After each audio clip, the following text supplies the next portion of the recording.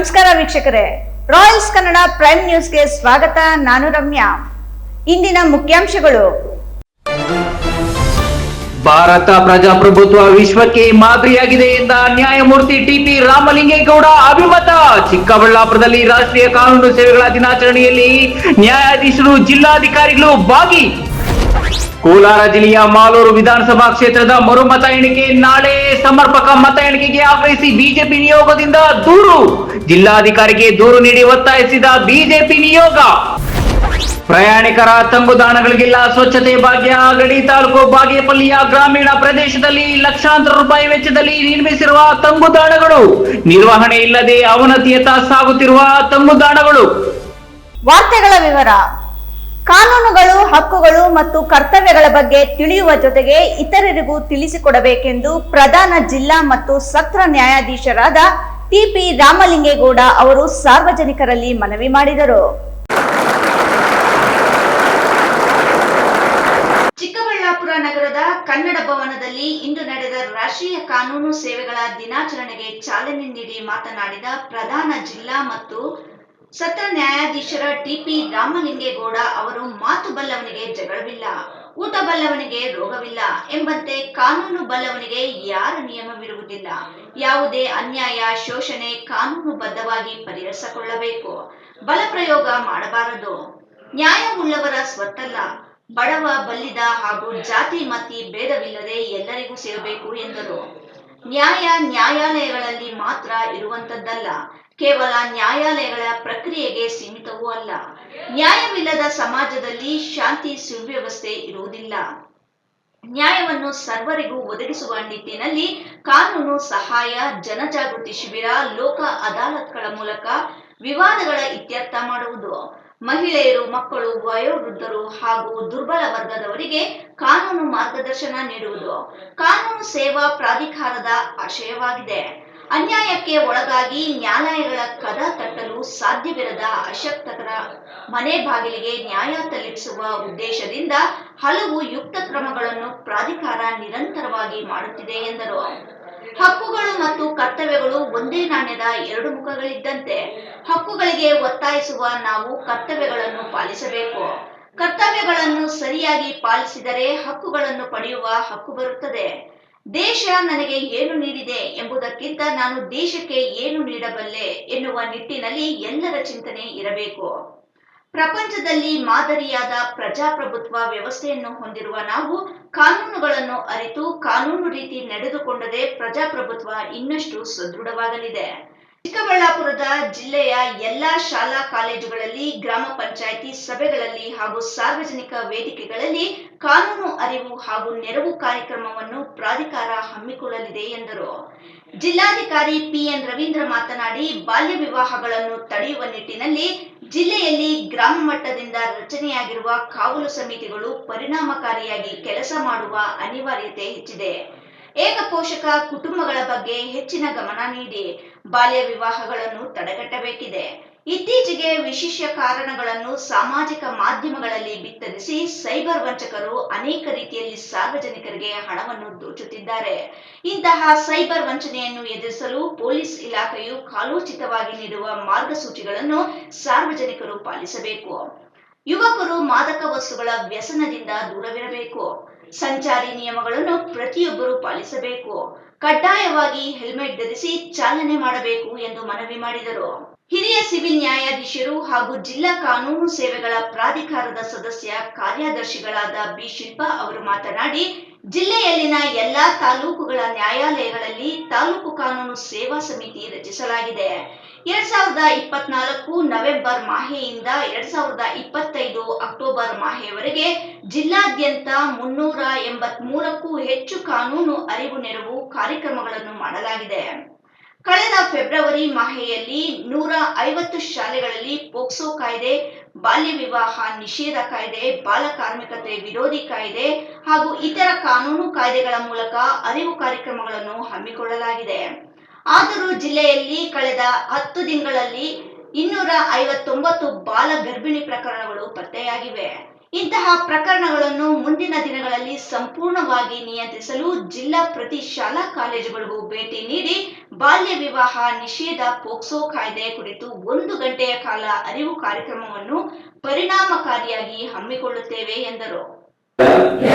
ಸಮಾನತೆ ಹಾಗೂ ಮಾನವೀಯತೆ ಎನ್ನುವ ಮೌಲ್ಯಗಳನ್ನು ಕಾಪಾಡೋಣ ಎಂದು ಈ ಮೂಲಕ ಪ್ರತಿಜ್ಞೆ ಮಾಡುತ್ತೇನೆ. ಕೋಲಾರ ಜಿಲ್ಲೆಯ ಮಾಲೂರು ವಿಧಾನಸಭಾ ಕ್ಷೇತ್ರದ ಮರು ಮತ ಎಣಿಕೆ ನಾಳೆ ನಡೆಯಲಿರುವ ಹಿನ್ನೆಲೆ ಜಿಲ್ಲಾಧಿಕಾರಿ ಡಾಕ್ಟರ್ ರವಿ ಅವರಿಗೆ ಬಿಜೆಪಿ ನಿಯೋಗ ದೂರು ನೀಡಲಾಗಿದೆ. ವಿಧಾನ ಪರಿಷತ್ ವಿಪಕ್ಷದ ನಾಯಕ ಛಲವಾದಿ ನಾರಾಯಣಸ್ವಾಮಿ ನೇತೃತ್ವದಲ್ಲಿ ಜಿಲ್ಲಾಧಿಕಾರಿಗಳಿಗೆ ದೂರು ಸಲ್ಲಿಸಲಾಗಿದೆ. ಕೋಲಾರ ಜಿಲ್ಲೆಯ ಮಾಲೂರು ವಿಧಾನಸಭಾ ಕ್ಷೇತ್ರದ ಮರು ಮತ ಎಣಿಕೆ ನಾಳೆ ನಡೆಯಲಿರುವ ಹಿನ್ನೆಲೆಯಲ್ಲಿ ಇಂದು ಬಿಜೆಪಿ ನೇತೃತ್ವದ ನಿಯೋಗ ಕೋಲಾರ ಜಿಲ್ಲಾಧಿಕಾರಿಗಳನ್ನು ಭೇಟಿ ಮಾಡಿ ದೂರು ಸಲ್ಲಿಸಲಾಗಿದೆ.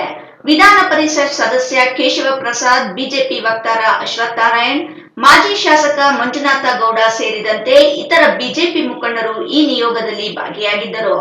ನಾಳೆ ಇವಿಎಂ ಜೊತೆಗೆ ವಿವಿಪ್ಯಾಟ್ ಹಾಗೂ ಇತರೆ ದಾಖಲೆ ಎಣಿಕೆಯಾಗಲಿ. ಸುಪ್ರೀಂ ಕೋರ್ಟ್ ನಿರ್ದೇಶನದಂತೆ ಮರುಮತ ಎಣಿಕೆ ನಡೆಸಲು ನಾವು ನ್ಯಾಯಾಲಯಕ್ಕೆ ನೀಡಿರುವ ದೂರಿನಲ್ಲಿ ವಿವಿಪ್ಯಾಟ್ ಚೀಟಿ ಎಣಿಕೆಯ ಬಗ್ಗೆ ಕೇಳಿದ್ದೆವು ಎಂದು ಕೋಲಾರ ಜಿಲ್ಲಾಧಿಕಾರಿ ಕಚೇರಿಯಲ್ಲಿ ದೂರು ಸಲ್ಲಿಸಿದ ಛಲವಾದಿ ನಾರಾಯಣಸ್ವಾಮಿ ಹಾಗೂ ಬಿಜೆಪಿ ನಾಯಕರು ಜಿಲ್ಲಾಧಿಕಾರಿಗಳನ್ನು ಒತ್ತಾಯಿಸಿದ್ದಾರೆ. ಸುಪ್ರೀಂ ಕೋರ್ಟ್ ಸೂಚನೆ ಹಿನ್ನೆಲೆ ಮಾಲೂರು ವಿಧಾನಸಭಾ ಕ್ಷೇತ್ರದ ಮರು ಎಣಿಕೆ ಕಾರ್ಯ ನಾಳೆ ನಡೆಯಲಿದ್ದು, ಜಿಲ್ಲಾಧಿಕಾರಿ ನೇತೃತ್ವದಲ್ಲಿ ಸ್ಟ್ರಾಂಗ್ ರೂಮ್ ಓಪನ್ ಮಾಡಲಾಗಿದೆ. ಸ್ಟ್ರಾಂಗ್ ರೂಮ್ನಿಂದ ಹೊರಬಂದ ಬಳಿಕ ಬಿಜೆಪಿ ಪರಾಜಿತ ಅಭ್ಯರ್ಥಿ ದೂರುದಾರ ಮಂಜುನಾಥ್ ಗೌಡ ಮಾತನಾಡಿ, 252 ಇವಿಎಂ ಯಂತ್ರಗಳು 42 ವಿವಿಪ್ಯಾಟ್ಗಳಿಗೆ ಸರಿಯಾಗಿ ಸೀಲ್ ಮಾಡಿಲ್ಲ. ಪೋಸ್ಟಲ್ ಬ್ಯಾಲೆಟ್ ಓಪನ್ ಆಗಿದೆ, ಅದಕ್ಕೂ ಸೀಲ್ ಹಾಕಿರಲಿಲ್ಲ. ಮತ ಎಣಿಕೆ ಬಳಿಕ ಮತ್ತೆ ಸೀಲ್ ಮಾಡಬೇಕಿತ್ತು.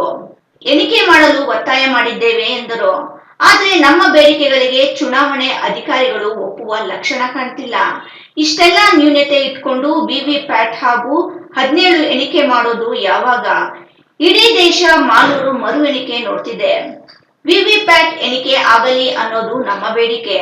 ಕೇವಲ ಇವಿಎಂ ಎಣಿಕೆ ಮಾಡಲು ಅಧಿಕಾರಿಗಳು ನಿಧಾನ ಮಾಡಿದ್ದಾರೆ. ಇದೇ ರೀತಿ ಎಣಿಕೆ ಮಾಡಿ ಅಂತ ಇವರಿಗೆ ಕೋರ್ಟ್ ಸೂಚನೆ ನೀಡಿಲ್ಲ. ಯಾರಿಗೆ ಎಷ್ಟು ಮತ ಅಂತ ಖಚಿತವಾಗಲು ವಿವಿಪ್ಯಾಟ್ ಹಾಗೂ 17 ಎಣಿಕೆಯಾಗಲಿ. ಭದ್ರತಾ ಕೊಠಡಿಯಲ್ಲಿರುವ ನ್ಯೂನತೆಯಿಂದ ಅನುಮಾನ ಮತ್ತೆ ಹೆಚ್ಚಾಗಿದೆ ಎಂದರು. ಈ ಬಗ್ಗೆ ನಾನು ಕೋರ್ಟ್ ಗಮನಕ್ಕೂ ತರುತ್ತೇನೆ. ಕೋಲಾರ ಜಿಲ್ಲಾಧಿಕಾರಿ ಆವರಣದಲ್ಲಿರುವ ಸ್ಟ್ರಾಂಗ್ ರೂಮ್ ಓಪನ್ ಕಾರ್ಯ ಮುಗಿಸಿದ ಬಳಿಕ ಮಂಜುನಾಥ ಗೌಡ ಹೇಳಿದ್ದಾರೆ. 2 ಶಿವ್ ಮಿಷನ್ಸ್ ಸೀಲ್ ಆಗಿಲ್ಲ, 152 ಸೀಲ್ ಆಗಿಲ್ಲ. ಸೀಲ್ ಮಾಡಬೇಕು ಅಂತ ಕಾನೂನಿದೆ. ಎಲೆಕ್ಷನ್ ಆದಮೇಲೆ ರೀಸೀಲ್ ಮಾಡಬೇಕು ಅಂತ ಕಾನೂನಿದೆ. ಸೀಲ್ ಆಗಿಲ್ಲ. ಅದು ಯಾವಾಗ ನಾವು ಬಂದು ಇಲ್ಲಿ ಸೀಲ್ ಮಾಡಿದ್ದೆ ಯಾವಾಗ 1 ವರ್ಷ ಆದಮೇಲೆ.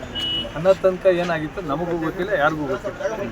ಕೋಲಾರ ಜಿಲ್ಲಾಧಿಕಾರಿ ಕಚೇರಿ ಬಳಿ ಮರು ಎಣಿಕೆ ಕುರಿತು ಬಿಜೆಪಿ ಪರಿಷತ್ ಸದಸ್ಯ ಕೇಶವ ಪ್ರಸಾದ್ ಮಾತನಾಡಿದ್ದು, 2023 ಚುನಾವಣೆ ಮತ ಎಣಿಕೆಯಲ್ಲಿ ಲೋಪ ಇರೋದ್ರಿಂದ ಕೋರ್ಟ್ ಮರು ಎಣಿಕೆಗೆ ಸೂಚಿಸಿದೆ.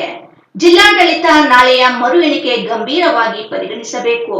ಚುನಾವಣಾ ಆಯೋಗ ಮತದಾನ ವಿರುದ್ಧ ಬಹಳಷ್ಟು ಆರೋಪ ಕೇಳಿಬರ್ತಿದೆ. ವಿವಿಪ್ಯಾಟ್ ಹಾಗೂ 17ರಲ್ಲಿರೋದು ಮರು ಎಣಿಕೆಗೆ ಸಾಮ್ಯತೆ ಇರಬೇಕು ಎಂದರು. 2023 ಎಣಿಕೆ ವೇಳೆ ಅಧಿಕಾರಿಗಳ ಮೇಲೆ ಕಾಂಗ್ರೆಸ್ ಒತ್ತಡ ಹೇರುವ ಕೆಲಸ ಮಾಡಿತ್ತು. ಈಗಲೂ ಸರ್ಕಾರ ಒತ್ತಡ ಹೇರುವ ಭಯ ನಮಗಿದೆ. ಅಧಿಕಾರಿಗಳು ಮರು ಎಣಿಕೆ ನಡೆಸಬೇಕು ಎಂದು ಅವರು ಆಗ್ರಹಿಸಿದ್ದಾರೆ. ಕೌಂಟಿಂಗ್ ಆಗಬೇಕು ಅಂತ ಹೇಳಿ ಸುಪ್ರೀಂ ಕೋರ್ಟ್ ಆರ್ಡರ್. ಸುಪ್ರೀಂ ಕೋರ್ಟ್ಗೆ ಈ ಮತದಾನ ನಡೆದು ಕೌಂಟಿಂಗ್ ಆಗಿರೋದ್ರಲ್ಲಿ ಮೇಲ್ನೋಟಕ್ಕಲ್ಲ, ತುಂಬಾ ಡೀಟೇಲ್ ಆಗಿ ಅವ್ರು ಹೋಗಿ ತೊಂದರೆ ಇದೆ ಅಂತ ಗೊತ್ತಾಗಿದ್ದಕ್ಕೆ ಯಾರು ಅದರಲ್ಲಿ ನಮ್ಮ ಪ್ರೇಯರ್ ನಲ್ಲಿ ತುಂಬಾ ಕ್ಲಿಯರ್ ಆಗಿದೆ. ನಮಗೆ ನೀವು ಪ್ರತಿಯೊಬ್ಬ ಮತದಾರರ ಸಹಿ ಇರುವಂತ 17(1) ನೀವು ಕೌಂಟ್ ಮಾಡಬೇಕು ಅಂತ ನಮ್ಮ ಪ್ರೇಯರ್ ನಲ್ಲಿ ಇರೋದೇ. ಕೌಂಟ್ ಮಾಡುವಾಗ ರೀಕೌಂಟಿಂಗ್ ಆಸ್ ಪರ್ ಪ್ರೇಯರ್ ಅಂತ ಬರೆಯುತ್ತೆ ಹೊರತು ಡೀಟೈಲಿಂಗ್ ಹೋಗಲ್ಲ. ಹಾಗಾಗಿ ಇಲ್ಲಿರುವಂತ ರಿಟರ್ನಿಂಗ್ ಆಫೀಸರ್ಗೆ ಮತ್ತೆ ಡಿಸ್ಟ್ರಿಕ್ಟ್ ಅಡ್ಮಿನಿಸ್ಟ್ರೇಷನ್ಗೆ ಅದು ರೆಸ್ಪಾನ್ಸಿಬಲ್. ಅದು ಅಂದ್ರೆ ಅವ್ರು ಇದನ್ನ ತುಂಬಾ ತೀವ್ರವಾಗಿ ತಗೋಬೇಕು. ಇಡೀ ದೇಶದಲ್ಲಿ ಈ ರೀತಿ ರೀಕೌಂಟಿಂಗ್ ಆಗ್ತಾ ಇರೋದು ಪ್ರಪ್ರಥಮವಾಗಿ. ಅದು ಈ ರೀತಿ ನಡೀತಾ ಇರುವಂತಹ ಸಂದರ್ಭದಲ್ಲಿ ಎಲ್ಲ ಕಡೆನೂ ಕೂಡ ಎಲೆಕ್ಷನ್ ಕಮಿಷನ್ ಮೇಲೆ ಮತ್ತು ವೋಟಿಂಗ್ ಪ್ಯಾಟ್ರನ್ ಮೇಲೆ ಬೊಟ್ಟು ಮಾಡ್ತಾ ಇರುವಂಥ ಈ ಸಂದರ್ಭದಲ್ಲಿ ಎಲ್ಲರೂ ಕೂಡ ಕ್ಲಿಯರ್ ಆಗಬೇಕು ಇದರಲ್ಲಿ. ಅಂದರೆ ಎಲ್ಲ ಪ್ರೊಸೀಜರಲ್ ಆಸ್ಪೆಕ್ಟು ಸರಿಯಾಗಿದೆ ಅಂತೇಳಿ ಈಗ ತಾನೇ ಮಾತನಾಡ್ತಾ ನಮ್ಮ ಮಂಜುನಾಥ ಗೌಡರು ಕೆಲವರು ಲ್ಯಾಪ್ಸಸ್ನ ಎತ್ತಿ ತೋರಿಸಿದ್ದಾರೆ. ಅಂದರೆ ಇದೆಲ್ಲವೂ ಕೂಡ ಯಾರ ಅಗ್ರೀವ್ಡ್ ಪರ್ಸನ್ ಇದ್ದಾರೋ ಮಂಜುನಾಥ್ ಗೌಡರ ಮನಸ್ಸನ್ನು ಮತ್ತು ಅವರ ಆತಂಕವನ್ನು ಕ್ಲಿಯರ್ ಮಾಡುವಂಥದ್ದು ಡಿಸ್ಟ್ರಿಕ್ಟ್ ಅಡ್ಮಿನಿಸ್ಟ್ರೇಷನ್ ರೆಸ್ಪಾನ್ಸಿಬಿಲಿಟಿ. ಬಾಗೇಪಲ್ಲಿ ತಾಲೂಕಿನ ದೂರದ ಊರುಗಳಿಗೆ ಪ್ರಯಾಣಿಸುವ ಜನರು ವಿಶ್ರಾಂತಿ ಪಡೆಯಲು ತಾಲೂಕಿನ ಗ್ರಾಮಗಳ ಕ್ರಾಸ್ಗಳಲ್ಲಿ ನಿರ್ಮಿಸಿದ ಪ್ರಯಾಣಿಕರ ತಂಗುದಾಣಗಳು ಪ್ರಯಾಣಿಕರ ಬಳಕೆಗೆ ಬಾರದೆ ಸಿನಿಮಾ ಪೋಸ್ಟರ್ಗಳು ಅಂಟಿಸಲು ಮತ್ತು ಅನೈತಿಕ ಚಟುವಟಿಕೆಗಳ ತಾಣವಾಗಿ ಬದಲಾಗಿವೆ. ಬಾಗೇಪಲ್ಲಿ ತಾಲೂಕಿನಲ್ಲಿ ಕಸಬಾ, ಮಿಟ್ಟೆಮರಿ, ಗೂಳೂರು, ಪಾತಪಾಳ್ಯ ವ್ಯಾಪ್ತಿ ಸೇರಿ 16 ಗ್ರಾಮ ಪಂಚಾಯಿತಿಗಳಿವೆ. ಬಹುತೇಕ ತಾಂಡಗಳು ಸೇರಿ 300ಕ್ಕೂ ಹೆಚ್ಚು ಗ್ರಾಮಗಳಿವೆ. ತಾಲೂಕಿನ ಕೊತ್ತಕೋಟೆ, ಮಾರ್ಗಾನುಕುಂಟೆ, ಬಿಳ್ಳೂರು ಸೇರಿದಂತೆ ಕೆಲ ಗ್ರಾಮ ಪಂಚಾಯಿತಿಗಳ ವ್ಯಾಪ್ತಿಯ ಗ್ರಾಮಗಳು ನೆರೆಯ ಆಂಧ್ರಪ್ರದೇಶದ ಗಡಿಯ ಅಂಚಿನಲ್ಲಿವೆ. ಗ್ರಾಮಗಳಿಂದ ಕ್ರಾಸ್ಗಳಿಗೆ ಜನರು ಕಾಲು ದಾರಿಯಲ್ಲಿ ನಡೆಯಬೇಕು. ಕ್ರಾಸ್ಗಳಲ್ಲಿ ಬಸ್ಗಳ ಆಗಮನಕ್ಕೆ ಗಂಟೆಗಟ್ಟಲೆ ಕಾಯಬೇಕಾಗುತ್ತದೆ. ಕೆಲ ಕಡೆ ಸರ್ಕಾರ ಲಕ್ಷಾಂತರ ಹಣ ಬಿಡುಗಡೆ ಮಾಡಿ ತಂಗುದಾಣಗಳನ್ನು ನಿರ್ಮಿಸಿದೆ. ಲಕ್ಷಾಂತರ ರೂಪಾಯಿ ವೆಚ್ಚದಲ್ಲಿ ನಿರ್ಮಿಸಿದ ಪ್ರಯಾಣಿಕರ ತಂಗುದಾಣಗಳು ಇದೀಗ ಜನರ ಬಳಕೆಗೆ ಬರುತ್ತಿಲ್ಲ. ಸ್ವಚ್ಛತೆ ಹಾಗೂ ಸೂಕ್ತ ನಿರ್ವಹಣೆ ಇಲ್ಲ. ಕೂರುವ ಬಂಡೆಗಳು, ತಂಗುದಾಣದ ಆವರಣಗಳು ಕಸ ಕಡ್ಡಿ ತ್ಯಾಜ್ಯದಿಂದ ಕೂಡಿವೆ. ಬೀಡಿ, ಸಿಗರೇಟುಗಳು, ಪ್ಲಾಸ್ಟಿಕ್ ಕವರ್, ಹಾಳೆಗಳು ರಾಶಿಗಟ್ಟಲೆ ಇವೆ.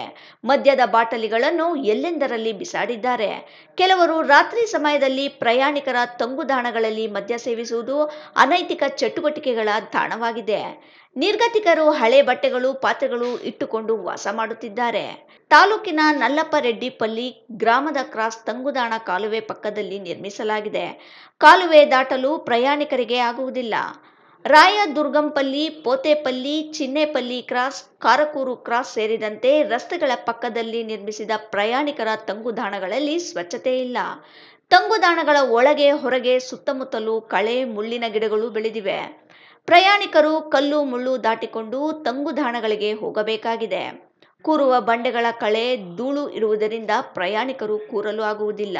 ಈ ಬಗ್ಗೆ ಸಿಪಿಎಂ ಮುಖಂಡ ಚನ್ನರಾಯಪ್ಪ ಮಾತನಾಡಿ, ತಾಲೂಕಿನ ಐತಿಹಾಸಿಕ ದೇವರಗುಡಿಪಲ್ಲಿ ಕ್ರಾಸ್ನಲ್ಲಿ ತಂಗುದಾಣದಲ್ಲಿ ಸ್ವಚ್ಛತೆ ಇಲ್ಲ, ಕೂರಲು ಜಾಗ ಇಲ್ಲ. ಪ್ರಯಾಣಿಕರು, ಮಕ್ಕಳು, ಮಹಿಳೆಯರು, ವೃದ್ಧರು ಗಂಟೆಗಟ್ಟಲೆ ನಿಂತುಕೊಂಡೇ ಇರಬೇಕಾಗುತ್ತದೆ.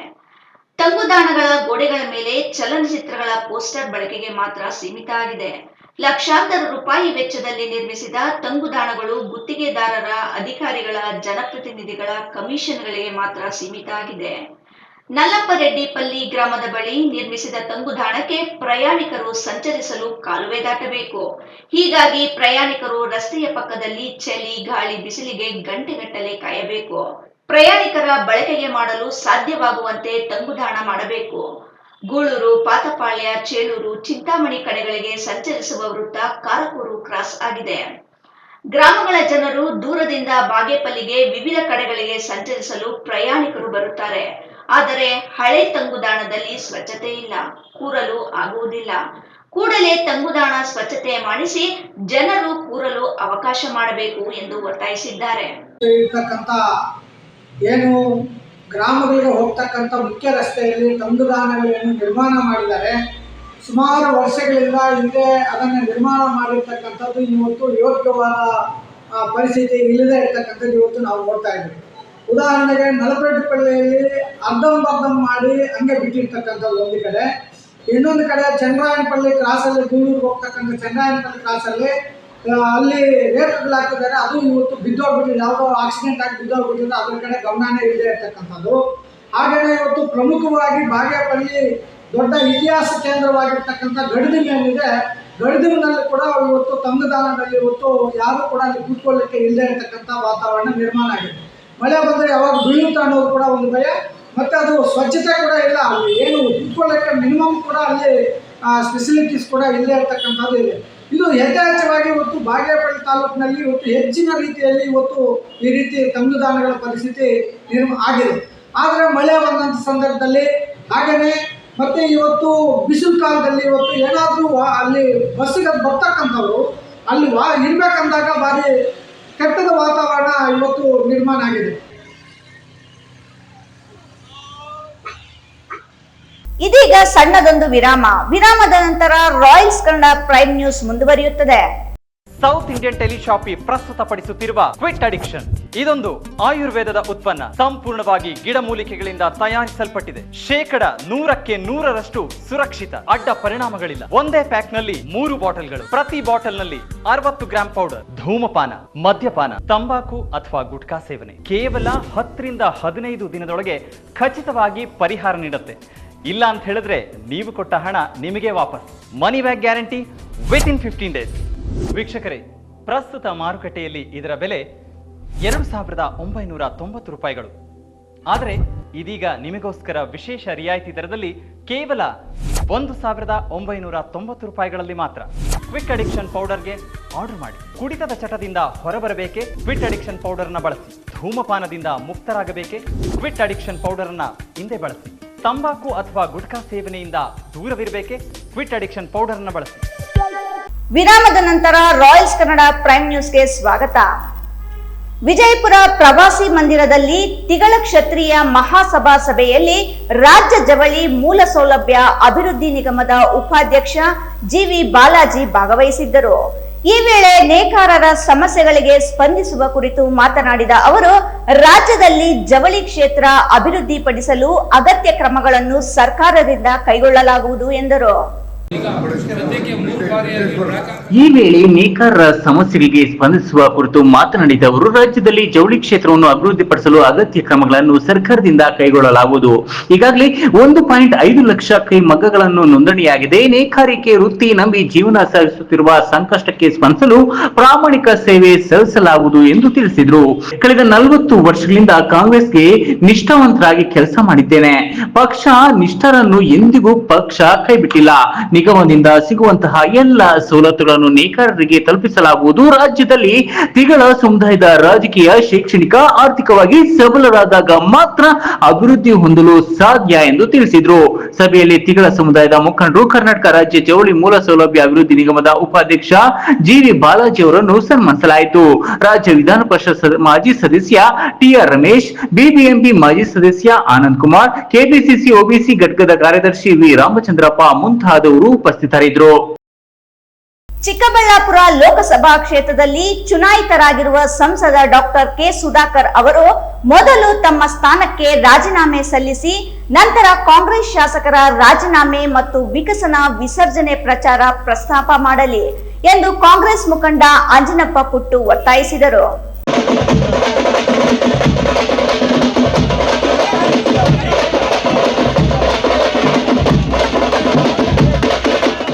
ಶಿಡ್ಲಘಟ್ಟ ನಗರದ ಸಾರಿಗೆ ಬಸ್ ನಿಲ್ದಾಣದ ಸಮೀಪ ಬಿಜೆಪಿ ವಿರುದ್ಧ ಮತಗಳ್ಳತನ ಆರೋಪ ಹೊರಿಸಿ ಕಾಂಗ್ರೆಸ್ನಿಂದ ಹಮ್ಮಿಕೊಂಡಿರುವ ಸಹಿ ಸಂಗ್ರಹ ಅಭಿಯಾನದಲ್ಲಿ ಮಾತನಾಡಿದ ಕಾಂಗ್ರೆಸ್ ಮುಖಂಡ ಅಂಜನಪ್ಪ ಪುಟ್ಟು, ಬಿಜೆಪಿ ಚುನಾವಣಾ ಆಯೋಗವನ್ನು ದುರ್ಬಳಕೆ ಮಾಡಿಕೊಂಡು ಮತಗಳ್ಳತನದ ಮೂಲಕ ಅನೇಕ ಲೋಕಸಭಾ ಕ್ಷೇತ್ರಗಳಲ್ಲಿ ಗೆಲುವು ಸಾಧಿಸಿರುವ ವಿಚಾರ ರಾಹುಲ್ ಗಾಂಧಿಯವರು ಸಾಕ್ಷಿ ಸಮೇತ ಬಹಿರಂಗಗೊಳಿಸಿದ್ದಾರೆ. ಹೀಗಾಗಿ ಮತಗಳ್ಳತನ ಮಾಡಿ ಅಧಿಕಾರದ ಚುಕ್ಕಾಣಿ ಹಿಡಿದಿರುವ ಬಿಜೆಪಿ ಅಧಿಕಾರದಿಂದ ತೊಲಗಲಿ. ಬಿಜೆಪಿ ಕುತಂತ್ರದ ನೀತಿ ಕುರಿತು ಜನರಿಗೆ ಅರಿವು ಮೂಡಿಸಲಿ. ಅಭಿನಯ ನಡೆಸಲಾಗುತ್ತಿದೆ. ಮುಂದಿನ ದಿನಗಳಲ್ಲಿ ಒಟ್ಟು 50,000 ಸಹಿ ಸಂಗ್ರಹ ಮಾಡಲಾಗುವುದು. ಪ್ರತಿ ಪಂಚಾಯಿತಿ ಮತ್ತು ಬೂದು ಮಟ್ಟದಲ್ಲಿ ಜನಜಾಗೃತಿ ಮೂಡಿಸಲಾಗುವುದು ಎಂದರು. ನಿಜಾನೇ, ಈಗ ಕಾಂಗ್ರೆಸ್ ಪಕ್ಷದಲ್ಲಿ ಇಲ್ಲಿ ಶಿಡ್ಲಘಟ್ಟದಲ್ಲಿ ಈಗ ರಾಜೀವ್ ಗೌಡರು ಸಹ ಕಳೆದ ಚುನಾವಣೆಯಲ್ಲಿ ಇದ್ದರು. ಈಗ ನಾವು ಕಾಂಗ್ರೆಸ್ ಪಕ್ಷಕ್ಕೆ ಸೇರ್ಪಡೆ ಮಾಡಿಕೊಂಡು ನಮಗೂ ಜವಾಬ್ದಾರಿ ಕೊಟ್ಟಿದ್ದಾರೆ. ನೀವು ಸಹ ಇದನ್ನ ಏನು ಸಹಿ ಸಂಗ್ರಹಣ ಅಭಿಯಾನನ ಮಾಡಿ ಅದಕ್ಕೆ ಒಂದು ಸಹಿ ಸಂಗ್ರಹಣ ಮಾಡಿ ನೀವು KPCCಗೆ ಸಬ್ಮಿಟ್ ಮಾಡಬೇಕು ಅಂತ ಹೇಳಿ ವರಿಷ್ಠರು ನಮ್ಗೆ ತಾಕೀತು ಮಾಡಿರ್ತಾರೆ. ಅದ್ರ ಭಾಗವಾಗಿ ನಾವು ಮಾಡಿದ್ದೀವಿ. ಇನ್ನು ಅವರು ಮಾಡ್ತಾರೆ, ನೋಡೋಣ. ಅವ್ರು ರಾಜೀನಾಮೆ ಕೊಡಲಿ, ಆಮೇಲೆ ಇರೋಂಥವ್ರು ರಾಜೀನಾಮೆ ಕೊಡ್ತಾರೆ. ಈ ಥರ ಅಡ್ಡ ಪರಿಣಾಮವಾಗಿ ಅಡ್ಡಡ್ಡ ಉದ್ದುದ್ದ ಮಾತುಗಳು ಮಾತಾಡೋದು ಬಿಟ್ಟರೆ ಇನ್ನೆಲ್ಲನೂ ಸಹ ಸರಿದಾರಿಯಲ್ಲಿ ಹೋಗ್ತದೆ. ಏನೋ ಒಂದು ಕೇಳಿದ್ರೆ ಏನೋ ಒಂದು ಉತ್ತರ ಕೊಡೋದು, ಆರ್ಕೆ ಉತ್ತರಗಳು ಕೊಡೋಂಥದ್ದು ಇದು ನಾವು ನೋಡ್ತಾ ಬಂದಿದ್ದೀವಿ. ಅಂಥದಕ್ಕೆಲ್ಲ ಉತ್ತರ ಕೊಡೋಂಥ ಪ್ರಮೇಯ ಏನಿರ್ತದೆ. ಈಗ ಈ ಸಂವಿಧಾನದಲ್ಲಿ ನಮ್ಮ ಹಕ್ಕು ಹೋರಾಟ, ನಮ್ಮ ಜನ್ಮಸಿದ್ಧ ಹಕ್ಕು ದೇಶದಲ್ಲಿ ಸಂವಿಧಾನ ಗೌರವ ಕೊಡೋಂಥದ್ದಾಗಬೇಕು. ಅದರ ಭಾಗವಾಗಿ ನಮ್ಮ ಸಮಸ್ಯೆಗಳನ್ನ ಜನಗಳ ಮುಂದೆ ತರೋಂಥದ್ದು ಮತ್ತು ಕಾನೂನು ಮುಂದೆ ತರೋಂಥದ್ದು ನಮ್ಮ ಜವಾಬ್ದಾರಿ. ಅದನ್ನು ನಾವು ಮಾಡ್ತಾ ಇದ್ದೀವಿ. ರಾಜೀನಾಮೆಗಳು ಕೊಡೋದು ಅದು ಅವ್ರು ರಾಜೀನಾಮೆ ಕೊಟ್ಟಾಗ ನಮ್ಮವರು ರಾಜೀನಾಮೆ ಕೊಡೋಂಥ ಪ್ರಯತ್ನ ಮಾಡೋದಾಗ್ತದೆ. ವರದಿ ಎ ಪಾಷಾ, ರಾಯಲ್ಸ್ ಕನ್ನಡ, ಶಿಡ್ಲಘಟ್ಟ. ಟಿಪ್ಪು ಸುಲ್ತಾನ್ ಜಯಂತಿಯನ್ನು ದೇವನಹಳ್ಳಿ ಮಸೀದಿಗಳ ಒಕ್ಕೂಟದಿಂದ ಅದ್ದೂರಿಯಾಗಿ ಆಚರಿಸಲಾಯಿತು. ದೇವನಹಳ್ಳಿ ಟಿಪ್ಪು ಸುಲ್ತಾನ್ ಸರ್ಕಲ್ನಲ್ಲಿ ಟಿಪ್ಪು ಸ್ಮಾರಕ ಹಾಗೂ ಜನ್ಮಸ್ಥಳಕ್ಕೆ ಮಾಲಾರ್ಪಣೆ ಮಾಡಿದ ಮುಸ್ಲಿಮರು ಗೌರವ ಸಮರ್ಪಣೆ ಮಾಡಿದರು. ಟಿಪ್ಪು ಸುಲ್ತಾನ್ ಜಯಂತಿಯನ್ನು ದೇವನಹಳ್ಳಿ ಮಸೀದಿಗಳ ಒಕ್ಕೂಟದಿಂದ ಅದ್ದೂರಿಯಾಗಿ ಆಚರಣೆ ಮಾಡಲಾಯಿತು. ದೇವನಹಳ್ಳಿ ಟಿಪ್ಪು ಸುಲ್ತಾನ್ ಸರ್ಕಲ್ನಲ್ಲಿ ಟಿಪ್ಪು ಸ್ಮಾರಕ ಹಾಗೂ ಜನ್ಮಸ್ಥಳಕ್ಕೆ ಮಾಲಾರ್ಪಣೆ ಮಾಡಿದ ಮುಸ್ಲಿಮರು ಗೌರವ ಸಮರ್ಪಣೆ ಮಾಡಿದರು. ಟಿಪ್ಪು ಸುಲ್ತಾನ್ ಧೀಮಂತ ನಾಯಕ, ದೂರದೃಷ್ಟಿಯುಳ್ಳ ದೇಶಪ್ರೇಮಿ, ಹಲವಾರು ದೇವಾಲಯಗಳನ್ನು ನಿರ್ಮಿಸಲು ಸಹಕಾರ ನೀಡಿದ್ರು. ಟಿಪ್ಪುನನ್ನು ಕೆಟ್ಟದಾಗಿ ಬಿಂಬಿಸುವ ರಾಜಕೀಯ ಷಡ್ಯಂತ್ರಗಳು ನಡೀತಾ ಇವೆ. ಸರ್ಕಾರ ಇದಕ್ಕೆಲ್ಲ ಅವಕಾಶ ನೀಡದೆ ರಾಜ್ಯಾದ್ಯಂತ ಟಿಪ್ಪು ಜಯಂತಿ ಎಲ್ಲ ಸರ್ಕಾರಿ ಕಚೇರಿಗಳಲ್ಲಿ ಆಚರಿಸಬೇಕು ಅಂತ ಮಸೀದಿ ಅಧ್ಯಕ್ಷ ಖುದ್ದೂಸ್ ಪಾಷಾ ತಿಳಿಸಿದರು. ಮಾನವ ಹಕ್ಕುಗಳ ಜಾಗೃತಿ ದಳದ ಎಎಸ್ ಇಬ್ರಾಹಿಂ ಕೂಡ ಮಾತನಾಡಿದ್ರು. ಈಗಾಗಲೇ ಎಲ್ಲ ಗೌರ್ಮೆಂಟ್ಗೆ ನಾವು ವರ್ತಮಾನವನ್ನು ತಲುಪಿಸಿದ್ದೀರಿ. ಹಿಂದೆ ನಮ್ಮ ಮಿನಿಸ್ಟರ್ ಆದಂಥ ಮುನಿಯಪ್ಪ ಸಾಹೇಬ್ ಬಂದಿದ್ದಾರೆ. ಅದಕ್ಕಿಂತ ಇಂಥ ಈರಪ್ಪ ಮಲ್ಲಿ ಸಾಹೇಬರು ಕೂಡ ಹೇಳಿದ್ದಾರೆ. ಇದು ಟಿಪ್ಪು ಸುಲ್ತಾನ್ ಸಾಹೇಬರು ಹುಟ್ಟಿರುವಂಥ ಒಂದು ಸ್ಥಳ. ಈ ಸ್ಥಳವನ್ನು ನಾವುಗಳು ಒಳ್ಳೆಯದು ಒಂದು ಅವರು ಜ್ಞಾಪಕಾರ್ಥದಲ್ಲಿ ಒಂದು ಮನೆಯನ್ನು ಇಲ್ಲಿ ನಿರ್ಮಾಣ ಮಾಡಬೇಕು, ಆಮೇಲೆ ಕಾಲೇಜುಗಳನ್ನು ಇದರ ಬಗ್ಗೆ ಕಟ್ಟಬೇಕು ಅಂತೇಳಿ ಹೇಳಿದ್ದಾರೆ. ನಮ್ಮಲ್ಲಿ ಆಶ್ವಾಸನೆ ಕೊಟ್ಟಿದ್ದಾರೆ. ಎಲ್ಲ ಸರ್ಕಾರಗಳು ಇದರ ಬಗ್ಗೆ ಒಳ್ಳೆಯದೇ ಹೇಳಿದ್ದಾರೆ, ತಪ್ಪೇನು ಮಾಡಲಿಲ್ಲ. ಪಾರ್ಕು ಕಟ್ಟಬೇಕು, ಪ್ಯಾಲೇಸನ್ನು ಮಾಡಬೇಕು ಅಂತ ಹೇಳ್ಬಿಟ್ಟು ಈಗಾಗಲೇ ನನಗೆ ಹೇಳಿದ್ದಾರೆ. ಈರಪ್ಪ ಮಲ್ಲಿ ಸಾಹೇಬರು ಸ್ವತಃ ಹೇಳಿದ್ದಾರೆ, ನೀವು ಈ ಜಾಗದ ಬಗ್ಗೆ ಸ್ವಲ್ಪ ಪರಿಶೀಲನೆ ಮಾಡಿ ನನಗೆ ಕೊಡಿ ಅಂತ DC ಪಾಲಯ್ಯನ್ ಸಾಹೇಬ್ರಿಗೂ ಕೊಟ್ಟಿದ್ದಾರೆ. ಹಿಂದೆಗಡೆ ನಾನು ನಮ್ಮ ಮಿನಿಸ್ಟರ್ ಆದಂಥ ಮುನಿಯಪ್ಪ ಸರ್ ಅವ್ರಿಗೆ ರಿಕ್ವೆಸ್ಟ್ ಮಾಡಿ ಇದೇ ಜಾಗದಲ್ಲಿ ನಾವುಗಳು ಇಡೀ ಎಲ್ಲ ಜನವನ್ನು ಸೇರಿ ಹೇಳಿದ್ದೀರಿ. ಒಂದೇ ರೀತಿ ಒಂದೇ ಜನ ಹೇಳಿಲ್ಲ, ನಮ್ಮ ಮುಸಲ್ಮಾನರು ಹೇಳಿಲ್ಲ. ನಮ್ಮಲ್ಲಿ ಅನೇಕ 90% ನಮ್ಮ ಹಿಂದೂ ಭಾಯಿಗಳನ್ನು ಸೇರಿ ಇಲ್ಲಿ ಒಳ್ಳೆ ಕಾರ್ಯ, ಒಂದು ಪಾರ್ಕ್ ಮಾಡಬೇಕು, ಒಂದು ಇದನ್ನು ಪ್ಯಾಲೇಸ್ ಕಟ್ಟಬೇಕು, ಒಂದು ಒಳ್ಳೆ ಕಾಲೇಜ್ ಕಟ್ಟಬೇಕು ಅಂತ ಹೇಳ್ಬಿಟ್ಟು ಇಂಥ ಮಹಾ ವ್ಯಕ್ತಿ ಅಂತ ಮಾತುಕತೆ ಎಲ್ಲ ನಡೆದಿದೆ. ಈಗಾಗಲೇ ನಮ್ಮಲ್ಲಿನೇ ಸ್ವಲ್ಪ ಕೊರತೆ ಆಗಿರೋದ್ರಿಂದ ನಮ್ಮ ಮುಸಲ್ಮಾನರುಗಳಲ್ಲಿನೇ ಒಂದು ಕೊರತೆ ಇದೆ. ಏನು, ಅವರು ಬಂದರು ಇವರು ಬಂದು ಬರಲಿ, ಯಾರು ಬರ್ದಿರೋವಾಗಲಿ ಇದೇ ಸರ್ಕಾರ ಇರ್ಬೋದು, ನಮ್ಮ ಕಾಂಗ್ರೆಸ್ ಸರ್ಕಾರ ಇರ್ಬೋದು, BJP ಸರ್ಕಾರ ಇರ್ಬೋದು, ದಳ ಸರ್ಕಾರ ಇರ್ಬೋದು, ಯಾವುದೇ ಒಂದು ಸರ್ಕಾರ ಇದ್ರಾಗ ಯಾರೂ ತಪ್ಪು ಮಾಡಲಿಕ್ಕೆ ಸಾಧ್ಯವೇ ಇಲ್ಲ ಅಂತ ನಾವು ಇವತ್ತು ಗಂಡಾಘೋಷವಾಗಿ ಹೇಳ್ತಾ ಇದ್ದೀರಿ. ಇದರಲ್ಲಿ ಸರ್ಕಾರವು ಎಚ್ಚೆತ್ತುಕೊಳ್ಬೇಕು. ಟಿಪ್ಪು ಸುಲ್ತಾನು ಒಬ್ಬ ಮುಸ್ಲಿಮ್ಸ್ ಆಗಿರೋದಕ್ಕೆ ಹಿನ್ನಡೆ ಆಗ್ತಾ ಇದೆ. ಆದರೆ ಟಿಪ್ಪು ಸುಲ್ತಾನ್ ಎಲ್ಲ ಜನಾಂಗಕ್ಕೂ ರಾಜರು, ನಮಗೆ ಅಂತಲ್ಲ, ಎಲ್ಲ ಜನಾಂಗಕ್ಕೂ ರಾಜರು. ಸೊ ಎಲ್ಲರೂ ಇದನ್ನು ಒಳ್ಳೇದು ವಹಿಸಿ ಫೋಟೋ ಇಡಬೇಕು ಅಂತ ಹೇಳ್ಬಿಟ್ಟು ಈ ಸಂದರ್ಭದಲ್ಲಿ ನಾನು ಒತ್ತಾಯ ಮಾಡ್ತೀನಿ ನಿಮ್ಮ ಮುಖಾಂತರ.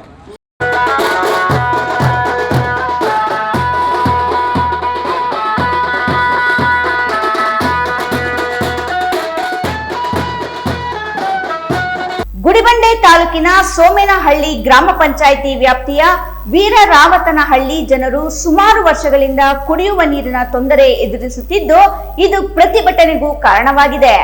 4 ವರ್ಷಗಳ ಹಿಂದೆ ಅಳವಡಿಸಿದ್ದ ಶುದ್ಧ ನೀರಿನ ಘಟಕ ಕೆಟ್ಟಿದ್ದು, ಅದನ್ನು ಸರಿಪಡಿಸುವಂತೆ ಗ್ರಾಮಸ್ಥರು ಹಲವು ಬಾರಿ ಮನವಿ ಮಾಡಿದರೂ ಉಪಯೋಗವಾಗಿಲ್ಲ ಎಂದು ಗ್ರಾಮಸ್ಥರು ಅಳಲು ತೋಡಿಕೊಂಡಿದ್ದಾರೆ.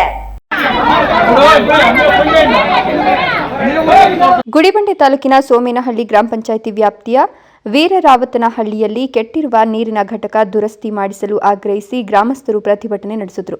ಬೆಳಗ್ಗೆ ಮಹಿಳೆಯರು ಖಾಲಿ ಬೆಂದಿಗೆ ಹಿಡಿದು ಗ್ರಾಮ ಪಂಚಾಯಿತಿ ಕಚೇರಿ ಎದುರು ಕುಳಿತು ಧರಣಿ ನಡೆಸಿದ್ರು. ನೀರಿಗೆ ಒತ್ತಾಯಿಸಿ ಘೋಷಣೆಗಳನ್ನು ಕೂಗಿ ಆಕ್ರೋಶ ವ್ಯಕ್ತಪಡಿಸಿದ್ರು. ಕುಡಿಯುವ ನೀರಿನ ಘಟಕ ಕೆಟ್ಟು 4 ವರ್ಷಗಳಾದರೂ ಸಂಬಂಧಿಸಿದ ಅಧಿಕಾರಿಗಳು ಸ್ಥಳಕ್ಕೆ ಬಂದು ಸಮಸ್ಯೆ ಪರಿಹರಿಸಲು ಪ್ರಯತ್ನಿಸುತ್ತಿಲ್ಲ. ಗ್ರಾಮ ಪಂಚಾಯಿತಿ ಸದಸ್ಯರಿಗೆ ಅನೇಕ ಬಾರಿ ಮನವಿ ಮಾಡಿದ್ರೂ ನಿರ್ಲಕ್ಷ್ಯ ತೋರಿದ್ದಾರೆ ಅಂತ ಗ್ರಾಮಸ್ಥರು ಆರೋಪಿಸಿದ್ರು. ಸರ್ಕಾರ ಶುದ್ಧ ಕುಡಿಯುವ ನೀರು ಎಲ್ಲ ಮನೆಗೂ ನೀಡಬೇಕು ಅಂತ ಹೇಳುತ್ತಾದರೂ ಗ್ರಾಮದಲ್ಲಿ ಇದು ನಡೀತಾ ಇಲ್ಲ. ವೀರರಾವತನಹಳ್ಳಿಯಲ್ಲಿ ಕೇವಲ ಕುಡಿಯುವ ನೀರಿನ ಸಮಸ್ಯೆ ಮಾತ್ರವಲ್ಲದೆ ಇತರ ಮೂಲ ಸೌಕರ್ಯಗಳ ಕೊರತೆಯೂ ತೀವ್ರವಾಗಿದೆ. ಬೀದಿ ದೀಪಗಳು ವರ್ಷಗಳಿಂದ ನಿಷ್ಕ್ರಿಯವಾಗಿದ್ದು, ರಾತ್ರಿ ವೇಳೆ ಮಹಿಳೆಯರು ಮತ್ತು ವಿದ್ಯಾರ್ಥಿಗಳಿಗೆ ಸಂಕಷ್ಟ ಎದುರಾಗಿದೆ.